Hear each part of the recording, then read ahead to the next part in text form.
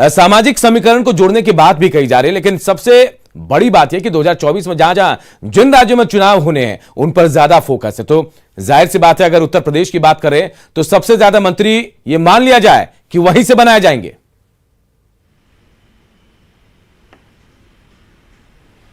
जी हाँ, उत्तर प्रदेश में विधानसभा का चुनाव सामने है। अगले साल फरवरी मार्च में उत्तर प्रदेश में विधानसभा के चुनाव होने हैं और बीजेपी के लिए यूपी सबसे अहम है। बीजेपी ने पिछली बार 3/4 से भी ज़्यादा बड़े बहुमत से जीत हासिल की थी। इस बार देखा जाए तो बीजेपी के लिए उत्तर प्रदेश बहुत ज़्यादा महत्वपूर्ण है। यही वजह है कि उत्तर प्रदेश में आप देखें छोटे छोटे कई जो क्षेत्रीय दल हैं उनको महत्व दिया जा रहा है। पिछली बार अनुप्रिया पटेल 2019 में उनको मंत्री नहीं बनाया गया था। इस बार अभी प्रधानमंत्री आवास के अंदर हैं अनुप्रिया पटेल, माना जा रहा है उनको केंद्रीय कैबिनेट में जगह मिलेगी और सीधे कैबिनेट मंत्री बनाया जाएगा। दूसरी तरफ बात करें अगर निषाद पार्टी के नेता, तो उनकी बात चल रही है, तो छोटे छोटे जो क्षेत्रीय दल हैं उनको प्रतिनिधित्व दिया जाएगा।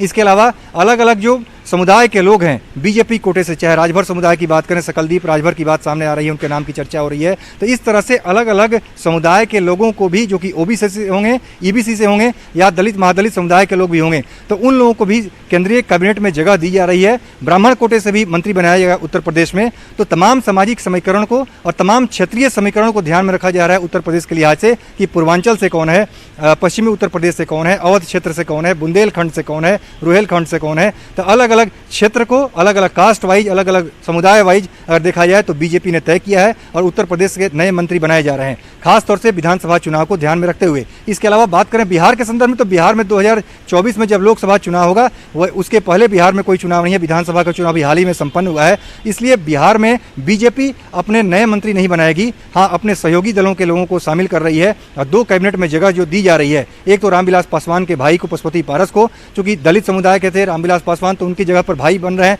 यानी एक दलित समुदाय के व्यक्ति केंद्रीय कैबिनेट में आ रहा है। और दूसरी तरफ ओबीसी समुदाय के हैं, कुर्मी जाति से आते हैं आरसीपी सिंह, जो कि जेडीयू के राष्ट्रीय अध्यक्ष हैं। तो दोनों तरफ से देखा जाए तो एक सामाजिक समीकरण साधने की कोशिश हो रही है एनडीए की तरफ से। अगर एनडीए की तरफ से बात करें, क्योंकि बीजेपी की तरफ से जो 5 मंत्री हैं उसमें नित्यानंद राय ओबीसी समुदाय के हैं, इसके अलावा बाकी सभी मंत्री सवर्ण समुदाय के हैं, चाहे गिरिराज सिंह की बात करें, सुनील चौबे की बात करें, रविशंकर प्रसाद हो या फिर आर.के. सिंह हो। तो इस लिहाज से बीजेपी अपने साथ साथ जो दोनों सहयोगी हैं उनके जो दोनों सीटें हैं, चाहे आरसीपी सिंह और पशुपति पारस की, उनके बहाने भी सामाजिक समीकरण को साधने की कोशिश कर रही है। तो निश्चित रूप से जो केंद्रीय कैबिनेट में विस्तार हो रहा है, जो परिवर्तन हो रहा है, नए लोगों को इंक्लूड किया जा रहा है, उससे 2024 के जो तमाम लड़ाई है, 2024 के लोकसभा चुनाव को ध्यान में रखते हुए एक सामाजिक समीकरण भी बनाने की कोशिश हो रही है, ताकि आने वाले दिनों में एक बेहतर संदेश दिया जा सके। बिल्कुल दिवाकर, जैसा आप बता रहे हैं कि बहुत सारे पद खाली मंत्री पद के और तमाम पदों को भरना शायद अभी संभव नहीं है, तो क्या ये मान लिया जाए कि बिहार में चुनाव अभी हाल में नहीं है,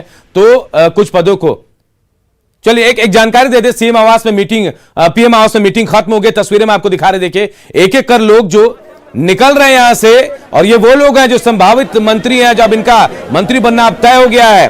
पीएम से मिले हैं ये भावी मंत्री और यहां से निकल रहे हैं, क्योंकि शाम में मंत्रिमंडल विस्तार होना है और उसके बाद अपनी तैयारी भी करनी होगी। तो मुलाकात का वक्त खत्म हो गया है।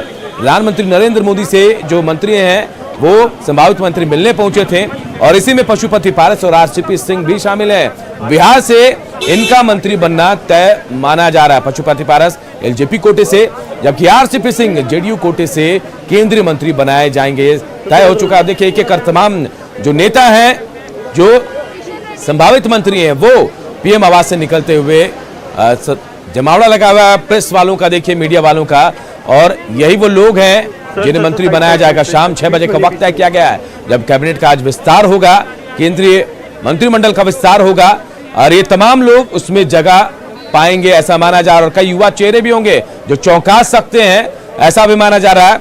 लेकिन बिहार से 2 नामों की चर्चा सबसे ज्यादा और इनका मंत्री बनना बिल्कुल तय हो गया है। पशुपति पारस, जो पारस गुट के, एलजेपी गुट के अध्यक्ष भी हैं, इनका देखिए आरसीपी सिंह। ऐसा है, आप लोग कुछ देर वेट करिए ना, आप लोग कुछ देर वेट करिए। नहीं, आप प्रधानमंत्री आवास गए, आज शाम को मंत्री पद की शपथ आप ले रहे हैं ना, ऐसा कुछ देर वेट करिए ना। मतलब आप मीटिंग में कुछ अच्छी खबर आने वाली है, कुछ देर मैसेज देने की कोशिश की, कोई विजन सामने रखा, ऐसा कुछ देर वेट करिए अभी, तब सब क्या जेडीयू में आपके अलावा कोई एमओएस भी बने, राज्य मंत्री भी कुछ बने? देर वेट कर लीजिए ना, बस हो जाएगा। अच्छा एक सवाल या कुछ मामला फंसा है सर आरसीपी सर, नहीं, क्या कोई मामला फंसा नहीं है, सर, सब एक क्लियर। सवाल ये तो कितने लोग मंत्री बन रहे हैं जेडीयू से आपके अलावा, अगर बात करें तो? बताया ना कि कुछ देर धैर्य रखिए। सर एक सवाल ये कि आपके आप काम कर रहे थे, आपको चूंकि ये- आपके अलावा जो चर्चा है, आपके अलावा चर्चा है सर, कोई और आ सकता है? तो देखिए आरसीपी सिंह कुछ भी कहने से मना कर रहे सवाल हैं, मैंने- राष्ट्रीय अध्यक्ष हैं जेडीयू के, लेकिन कुछ शायद बोलना नहीं चाह रहे, पत्ते नहीं खोलना चाह रहे, लेकिन चेहरे पर शिकन नहीं है। शायद उन्हें भी पता है कि उनका मंत्री बनना तय है, लेकिन जब तक मंत्री पद की शपथ नहीं लेते तब तक शायद कुछ भी नहीं कहेंगे। लेकिन आरसीपी सिंह के चेहरे से, उनके बोलने के भाव से बहुत कुछ पता चल रहा है और साफ साफ कह रहे हैं कि थोड़ा इंतजार कीजिए, धैर्य रखिए, बहुत कुछ पता चल भारत के जाएगा। बारे में अभी इन्होंने कुछ नहीं कहा, लेकिन आरसीपी सिंह पहुंचे हैं अपने घर यहाँ पर, जो स्वर्ण जयंती सदन में उनका आवास है, यहाँ पर पहुंचे हैं और प्रधानमंत्री आवास से निकले हैं, सीधे अपने घर पहुंचे हैं। बैठक जो खत्म हुई है, लेकिन आरसीपी सिंह कह रहे हैं थोड़ी देर और वेट कर लिए। जब ये सवाल किया गया उनसे क्या जेडीयू शामिल हो रही है, तो निश्चित रूप से उसमें ये जरूर कह रहे हैं कि शामिल हो रही है, लेकिन थोड़ी देर और इंतजार करने की बात कर रहे हैं। कितने लोग और शामिल होंगे इनके अलावा इस बारे में कुछ और खुलासा नहीं कर रहे हैं। अमितेश, आरसीपी सिंह कुछ बोल तो नहीं रहे हैं, मना कर रहे हैं, लेकिन उनका बॉडी लैंग्वेज क्या कह रहा था? माथे पर शिकन नहीं थी क्या? मान लिया जाए कि उनको भी पता है कि अब उनका मंत्री बनना तय हो गया है। लगता है उन तक हमारी आवाज नहीं पहुंच पा रही, लेकिन जो कह दिवाकर हमारे साथ जुड़े। दिवाकर, आरसीपी सिंह अपने पत्ते नहीं खोल रहे हैं, लेकिन ऐसा माना जा रहा है कि उनका मंत्री बनना बिल्कुल तय हो गया है। क्या कुछ चल रहा होगा इस वक्त? क्या वो बताना नहीं चाह रहे, फिर शाम का इंतजार कर रहे हैं?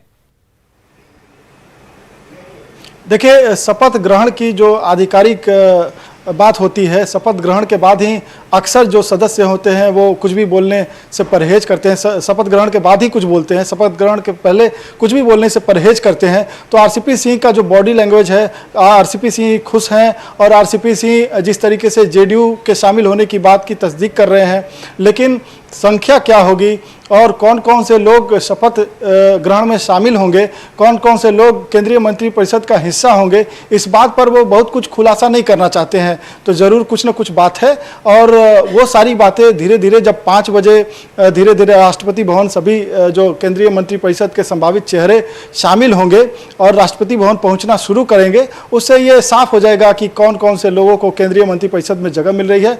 कुछ लोग अतिथि के तौर पर भी शामिल हो सकते हैं, उस शपथ ग्रहण समारोह के गवाह बन सकते हैं। तो कुछ जो सहयोगी पार्टियां होती हैं उसके प्रमुख नेताओं को इनवाइट किया जाता है। हालांकि कोरोना प्रोटोकॉल है तो राष्ट्रपति भवन में ज़्यादा जो सामान्य दिनों की तरह लोग नहीं होंगे। जो राजनीतिक दलों के प्रतिनिधि होते हैं इस बार जो है काफ़ी जो है सादे समारोह के रूप में जो है राष्ट्रपति भवन में शपथ ग्रहण समारोह होगा और कोरोना प्रोटोकॉल के सारे जो है नियमों का ख्याल रखा जाएगा। तो इसलिए हम ज़्यादा अतिथियों को नहीं देख सकते हैं, लेकिन